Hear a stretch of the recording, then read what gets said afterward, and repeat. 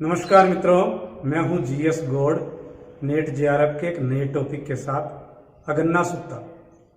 आज हम अगन्ना सुत्ता की बात कर रहे हैं। सबसे पहले बात कर लेते हैं अगन्ना सुत्ता या अगन्ना सुत क्या है। ये दो शब्दों से बना हुआ है, अग्गा और सुत। इनका दोनों का अलग अलग अर्थ यदि हम देखें तो पहला होता है अग्गा यानी उत्पन्न होना, और सुत का अर्थ होता है संवाद। यानी पृथ्वी पर जो जीवन उत्पन्न हुआ है, जो सामाजिक व्यवस्था उत्पन्न हुई है, जो जाति व्यवस्था उत्पन्न हुई है, उनके बारे में इसमें संवाद लिखा गया है। और ये बौद्ध धर्म से संबंधित है, महात्मा बुद्ध से संबंधित है। जैसा कि आपको पता है कि इसमें 3 पिटक पाए जाते हैं, जिसमें से जो सत्तु पिटक है 3 पिटकों में से एक, उसमें से ये दीर्घ निकाय का, उस दीर्घ निकाय में ये 27वां संवाद है, जिसमें टोटल मिला के 34 संवाद है। उस दीर्घ निकाय का ये 27वां संवाद है, जिसे हम सुत्त कहते हैं, यानी संवाद कहते हैं। और दीर्घ निकाय का अर्थ है जिसमें लंबे लंबे संवाद होते हो। ये जो अगन्ना सुत्ता है, ये जो संवाद है, वो महात्मा बुद्ध और 2 ब्राह्मण उनके भिक्षुकों के बीच में है। वो भिक्षु जो पहले ब्राह्मण थे और बाद में वो ब्राह्मण को, अपनी जाति को छोड़कर वो भिक्षुक बन गए। उनके नाम थे भारद्वाज और बसेटा। वो जो ब्राह्मण छोड़ के जब वो बुद्ध धर्म में भिक्षु बने तो उनको अपनी जाति में काफी अपमान सहने पड़े। लोगों ने उनको कहा कि एक श्रेष्ठ जाति को छोड़कर, सनातन धर्म की श्रेष्ठ जाति को छोड़कर आप भिक्षु क्यों बन रहे हो, आप इस चीज में क्यों जा रहे हो? क्योंकि ब्राह्मण तो ब्रह्मा के मुख से उत्पन्न हुई है। जो जाति व्यवस्था है उसके अनुसार ब्राह्मण ब्रह्मा की मुख से उत्पन्न हुई हुई श्रेष्ठ जाति है। उसके आधार पर आप यहाँ छोड़कर उसमें क्यों जा रहे हो? यानी उन्हें काफी प्रताड़ित किया जाता है। तो वो महात्मा बुद्ध से ये पूछते हैं कि हमें ये प्रताड़ित होना पड़ा हमारी जाति के अंदर, तो क्या ब्राह्मण ही श्रेष्ठ है, क्या भिक्षुक बनना गलत है? तो उन दोनों के बीच में जो संवाद चलता है वो इस अगन्ना सुत्ता के अंदर है। इस अगन्ना सुत्ता में 3 भाग पाए जाते हैं, जिसमें पहला भाग है उसमें ब्राह्मणों की श्रेष्ठता पर प्रहार किया गया है। दूसरा जो भाग है उसमें जीवन की उत्पत्ति और राज्य की उत्पत्ति के बारे में बात की गई है। और जो तीसरा भाग है इसका, उसके अंदर जाति व्यवस्था की उत्पत्ति कैसे हुई, इसके बारे में बात की गई है। प्रश्न भी यहीं से बनते हैं, प्रत्येक भाग में क्या क्या है। कई बार ये प्रश्न भी बन जाता है। आइए हम देख लेते हैं कि इन 3 भागों में क्या है। पहले भाग में जब ब्राह्मणों की श्रेष्ठता पर प्रहार किया जाता है, महात्मा बुद्ध उन 2 ब्राह्मण जो अपनी जाति को छोड़कर बौद्ध भिक्षु बन गए, उन्हें धम्म की शिक्षा देते हैं और इन्हें ये कहते हैं कि ब्राह्मण जो है वो श्रेष्ठ कतई नहीं है। ये जो सनातन धर्म में जो 4 जाति है, वो श्रेष्ठता किसी जाति या जन्म से नहीं होती है, वो कर्म से होती है। यानी उत्तर वैदिक काल में जब महात्मा बुद्ध हुए, तब जो कर्म आधारित जातियां थी वो तो कहीं पीछे रह गई थी, और सनातन धर्म के अंदर या फिर वैदिक धर्म के अंदर बुराइयां प्रविष्ट कर गई थी, और अब जाति आधारित जो जातियां हो गई थी उस पर वो प्रहार करते हैं। तो यहां पर वो कहते हैं कि क्या ब्राह्मण औरतें गर्भ धारण नहीं करती? वो भी तो गर्भ धारण करती है। तो फिर ये ब्रह्मा के मुख से कैसे उत्पन्न होगी? या क्षत्रिय जाति है वो भुजा से कैसे उत्पन्न होगी? तो यानी ये श्रेष्ठ नहीं है। श्रेष्ठ कैसे होती है? श्रेष्ठ होती है, व्यक्ति की पहचान होती है उसके कर्म से, ना कि उसके जन्म से होते हैं। और वो इसके लिए उनको धम्म की शिक्षा देते हैं। धम्म का यहाँ अर्थ धर्म नहीं है, बल्कि धम्म का अर्थ जीवन जीने का वैज्ञानिक तरीका है, यानी जीवन को किस तरह से जिया जाए। तो वो ये कहते हैं कि जीवन के अंदर वो व्यक्ति अच्छा है जो असत्य नहीं बोलता हो, जीवन में पवित्रता धारण करता हो, तृष्णा को समाप्त करता हो, अहिंसा का पालन करता हो, जो सभी लोगों के साथ समान व्यवहार करता हो, बुरे व्यक्ति से घृणा नहीं करता हो बल्कि बुराई से घृणा करता हो, और उस बुरे व्यक्ति की बुराई को दूर करके उसको अच्छाइयों की ओर लौटा लाता, तो वह व्यक्ति श्रेष्ठ है। और जो ये नहीं करता है, जो इन चीजों का पालन नहीं करता है, वह व्यक्ति है, वह श्रेष्ठ नहीं होता है और वह मोक्ष को प्राप्त भी नहीं करता है। तो इस तरह से वो कहते हैं जो अष्टांग मार्ग को अपनाते हैं, चोरी नहीं करना, झूठ नहीं बोलना, यानी अष्टांग मार्ग प्लस पंचशील के सिद्धांतों को अपनाते हैं, वो श्रेष्ठ व्यक्ति होते हैं। तो पहले भाग में ब्राह्मणों की श्रेष्ठता पर प्रहार किया गया। दूसरा जो भाग है जिसमें जीवन की उत्पत्ति और राज्य की उत्पत्ति के बारे में बात की है, गणना सूत्र के दूसरे भाग में, यहाँ जो बुद्ध है वो देवीय सिद्धांत को राज्य की उत्पत्ति के या फिर जीवन की उत्पत्ति के देवीय सिद्धांत की बात नहीं करती, बल्कि वो विकासवादी और वैज्ञानिक पद्धति की बात करते हैं। वो वैज्ञानिक थ्योरी यानी साइंटिफिक थ्योरी की बात करते हैं। यहां से भी एक प्रश्न बनता है। वो कहते हैं कि जीवन की उत्पत्ति कैसे हुई। सबसे पहले धरती के ऊपर द्रव्य था, लिक्विड था। उस द्रव्य के अलावा यहाँ कुछ नहीं था। उस द्रव्य पर धीरे धीरे उस द्रव्य में रासायनिक क्रिया हुई और रासायनिक क्रिया करके वहां पर एक परत जम गई, परत का निर्माण, और परत पर कुछ जीव उत्पन्न हो गए। वो जीव स्वयं में इतने प्रकाशमान थे कि उस समय उनको चंद्रमा, तारे, सूर्य इनका कोई बोध नहीं होता था या उनकी ओर वो ध्यान नहीं दे पाते थे। धीरे धीरे उनका आपस में इंटरेक्शन हुआ, उस परत को वो लेयर को खाने लगे और धीरे धीरे उनके अंदर और जीव उत्पन्न हुए। और जब जीव उत्पन्न हुए तो उनमें चर्बी आई, उनकी जो आकार है वो ग्रहण करने लगे। धीरे धीरे उनको फिर जब वो आकार ग्रहण करने लगे, जब उन पर वो चर्बी की परत आई तो उनका स्वयं का प्रकाश था वो समाप्त हो गया और धीरे धीरे उनको चंद्रमा, सूर्य, तारे ये सब नजर आए। और सूर्य चंद्रमा नजर आए तो उनको दिन रात का बनना भी नजर आया, यानी दिन रात बने। बारिश स्टार्ट हुई, वर्षा हुई तो चावल की धान उत्पन्न हुआ, चावल उत्पन्न हुआ। वो चावल को खाने लगे और चावल के खाने के बाद में इसी प्रकार से रासायनिक क्रिया आगे बढ़ते बढ़ते स्त्री पुरुष हुए। यानी अब नर और मादा में स्पष्ट भेद यानी विभिन्नीकरण की जो थ्योरी है, जो विभिन्नता की जो थ्योरी है वो यहीं से स्टार्ट होती है। तो इस प्रकार से स्त्री पुरुष हुए, नरमादा हुए, और जब स्त्री पुरुष हुए तो उन्हें आवास की जरूरत भी पड़ी। इस प्रकार परिवार बने और परिवार बनते बनते फिर इस प्रकार से सभ्यता का या जीवन की उत्पत्ति हुई। अब क्या है कि लोग चावल का उत्पादन करने लगे। यहां से दो चीजें स्टार्ट हो रही है। जो तीसरा भाग है वो जाति व्यवस्था की मैं यहां बात कर रहा हूं, इसके अलावा राज्य के उत्पत्ति के सिद्धांत की भी हम बात कर रहे हैं, यानी दोनों को जोड़कर पढ़ेंगे। यद्यपि मैं आगे तीसरा भाग को आपको अलग से बताऊंगा, लेकिन फिर भी इन दोनों भागों को जोड़कर पढ़ लेते हैं। राज्य की उत्पत्ति इसी दूसरे भाग में है। कुछ लोग जो चावल का उत्पादन करते हैं, चावल की खेती करते हैं, वो उसी में चीज में लगे हुए रहते हैं, क्योंकि सबसे पहले पेट की भूख मिटाना जरूरी, तो चावल की खेती में लगे रहते हैं।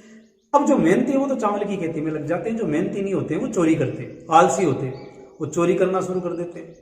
समाज उनको बाद में पकड़ के दंड भी देता है, यानी दंड की मांग उठती है यहाँ से। और यहाँ से ये जो दंड होता है, यहाँ से एक पहली झलक राज्य की दिखाई देती है। व्यवस्था जो खराब करता है उसको दंड दिया जाता है। व्यक्ति उनको इकट्ठा करके दंड देते हैं। वो लोग चोरी की भर्त्सना की जाती है, चोरी को बुरा माना जाता है। उन लोगों को जब पकड़ा जाता है तो वो चोरी करने से मना करते हैं कि हम चोरी नहीं करेंगे, लेकिन फिर भी चूंकि उनके भी पेट की भूख होती है तो वो चोरी वापस करने लग जाते हैं। और इस दौरान कई बार उनके बीच में हिंसा भी हो जाती है। तो ये जो लोग चावल की खेती करते हैं, जो आजीविका कमाते हैं, वो सोचते हैं कि हम कब तक इस चोरी को रोकते रहेंगे, हमें इधर भी तो ध्यान देना। तो वो वहां से एक मांग करते हैं कि भाई ये जो ऐसी व्यवस्था, इसको एक सुव्यवस्था स्थापित की जाए, यानी एक समझौता किया जाए लोगों के बीच में। और वो चार बुराइयों को गिनाते हैं यहाँ पर। अगर हम सूत्र के सेकंड पार्ट में 4 बुराई की गिनाई गई है, चोरी, भर्त्सना, झूठ और हिंसा। इन 4 बुराइयों को दूर करने के लिए व्यक्ति आपस में समझौता करते हैं कि हमारे ऊपर कोई व्यक्ति है वो पूरे समाज पर नियंत्रण रखेगा, और जब वो नियंत्रण रखेगा यानी प्रभु सत्ता का निर्माण यहां से हो रहा है। राज्य की उत्पत्ति में प्रभु सत्ता सबसे प्रमुख चीज है। तो वो प्रभु सत्ता का निर्माण होता है कि एक व्यक्ति को चुन लो जो हमारी सुरक्षा करेगा, वो हम पर नियंत्रण करेगा, चोरी करने वाले को दंड प्रदान करेगा, और व्यक्ति बाकी के लोग क्या करेंगे, चावल के रूप में उसे कर का भुगतान करेंगे ताकि उसकी आजीविका चलती रहे और वो व्यवस्थाएं करता रहे। तो इस तरह से प्रभु सत्ता का निर्माण होता है और राज्य अस्तित्व में आने लगता है। फिर राज्य क्या करता है, कानून बनाता है। तो अगान सत्ता के अंदर इस प्रकार से उस सत्ताधारी व्यक्ति के लिए 3 शब्दों का यूज किया जाता है। पहला है महाजन सम्मत, यानी वो ऐसा जो समझौते के द्वारा,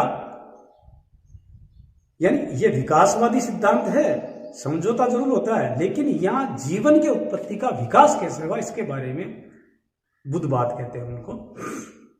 महाजन सम्मत यानी जो सब लोगों पर नियंत्रण स्थापित करने वाला हो, या फिर उसे खतीय या क्षत्रिय भी कहा जाता है। और तीसरा जो नाम उसे दिया जाता है वो राजा दिया जाता है। यानी ये तीनों ही नाम महाजन सम्मत, खतीय या फिर राजा, ये उसी के नाम, उसको 3 नाम इसमें दिए गए।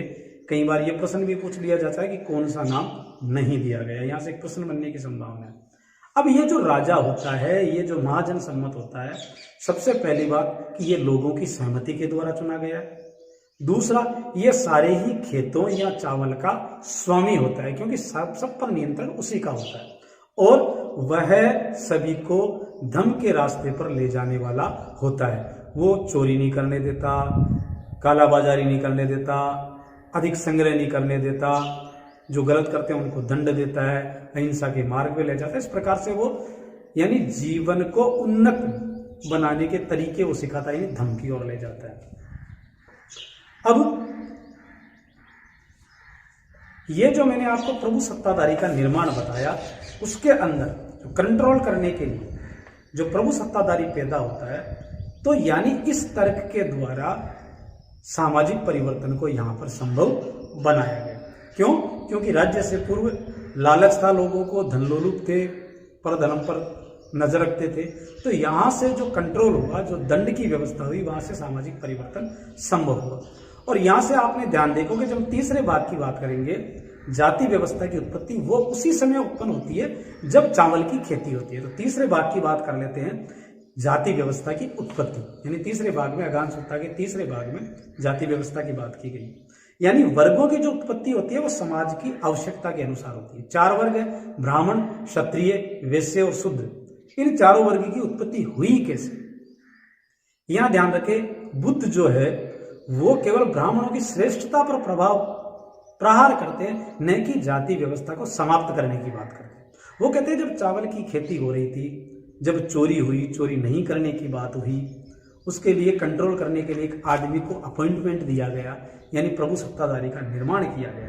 तो वो जो बुराई और हिंसा को मिटाने वाला व्यक्ति, वो अपने साथ में जो व्यक्ति रखता है, जिनके माध्यम से वो बुराइयों को मिटाता है, वो सब क्योंकि समाज की रक्षा के लिए हुई, इसलिए वो क्षत्रिय हो। यानी सबसे पहली जो जाति पैदा हुई वो क्षत्रिय हुई। इसके बाद में कि केवल यही काम नहीं था समाज के अंदर कि पैदा करो, खाओ और उसकी सुरक्षा करो, इसके अलावा भी कई बुराइयां आ गई थी, नैतिक बुराइयां आ गई थी। लोग गलत सोचते थे, उनकी गलत सोच को मिटाया कैसे जाए, क्योंकि चोरी करना अपने आप में गलत सोच थी। तो फिर इस सोच को मिटाने के लिए एक वर्ग ऐसा आया जो इनको शिक्षा देने का कार्य करने लगा। तो इसमें 2 वर्ग थे, यानी ब्राह्मणों की उत्पत्ति यहां से होती है जो स्वयं बुरा कार्य नहीं करते थे। उनमें 2 वर्ग थे। एक वर्ग ऐसा जो जंगल में जाकर ध्यान लगाता है, मेडिटेशन करता है और खुद बुरे कार्य नहीं करता, तो उन्हें कहा गया जयंती या जायका, या फिर जिसके जायका भी कहा जाता है। तो ये इनको पहले श्रेष्ठ माना जाता। और दूसरा वर्ग था जो शहरों में ही रहा करता था और वो किताबें लिखने का कार्य करता या लिखने का कार्य करता, जो राइटर थे और जो लिखकर लोगों को ज्ञान प्रदान करते थे, उनको अजायका कहा गया था। तो ये ब्राह्मणों की 2 वर्ग थे। बाद में बुद्ध के समय में जो जिनको अजायका कहा करते थे, जो शहरों में रहते थे, जो लेखन कार्य करते थे, तो यहां पर इनको अजायका कहा गया, इनको श्रेष्ठता स्थापित कर दी गई और जो मेडिटेशन करते थे उनको नीचे ले लिया गया था। तो इस प्रकार से ब्राह्मण की उत्पत्ति हो गई। फिर शहरों में रहने वाले जब सारी व्यवस्थाएं हो गई, ज्ञान बंटने लगा, शिक्षा देने लगे, तो फिर एक वर्ग ऐसा था जो उत्पादन भी नहीं करता था, ज्ञान भी नहीं देता था और सुरक्षा कार्य नहीं करता था। इसके अलावा वो व्यापार करने लग गया। तो इस प्रकार से वैश्य की उत्पत्ति हुई और शूद्र की उत्पत्ति हुई। ऐसे लोग जो ऐसा तीनों ही काम नहीं करके जो शिकार पर निर्भर रहते थे, यानी भौतिक कार्यों की पूर्ति करते थे, या उनके आजीविका का साधन जो था वो शुद्ध रूप से शिकार था, तो उनको शूद्र जाति में ले लिया गया। तो इस प्रकार बुद्ध ने जाति व्यवस्था की उत्पत्ति की। एक 5वीं चीज की वहां पर वर्ग और बताया गया है, वो है तपस्वी, असेप्टिक्स, यानी वो व्यक्ति, ब्राह्मण तो वो थे जिनका परिवार होता था, भले ही वो जंगल में जाते थे लेकिन मेडिटेशन करते थे लेकिन शाम को लौट आते थे या कुछ समय बाद में लौट आते थे, उनका परिवार होता था। लेकिन तपस्वी वो जो परिवार नहीं रखते थे बिल्कुल ही, और वो जो केवल सांसारिक मोह माया से दूर होते थे, जिन्हें भिक्षु कहा जा सकता है, जिनका परोपकार ही कार्य था, तो वो तपस्वी के रूप में आए। शासन जो था वो सहमति का शासन था, धर्म का महत्व था, और धर्म का अर्थ जैसे कि मैंने आपको पहले बताया, जीवन जीने का वैज्ञानिक तरीका, और वो शक्ति के लिए होता था, 4 बुराइयों का समाधान के लिए कानून निर्माण होते थे, पंचशील के सिद्धांत होते थे। तो इस प्रकार से सदाचार के नियम बने, सामाजिक व्यवस्था में परिवर्तन आया, ज्ञान का प्रचार प्रसार हुआ, नैतिकता का प्रचार प्रसार हुआ, और इस प्रकार से यह सहमति का शासन था। यानी दंडात्मक शासन भले ही था, लेकिन अन्य लोगों को परेशान करने का, यह जबरदस्ती का शासन नहीं था। इसके अलावा एक टॉपिक और इसमें छोटा सा हुआ, बौद्ध संघ के निर्माण का आधार। तो बौद्ध संघ का जो निर्माण है वो पंचशील सिद्धांतों के आधार पर हुआ था। कैसा लगा आगाम सप्ताह? कमेंट बॉक्स में कमेंट जरूर करें।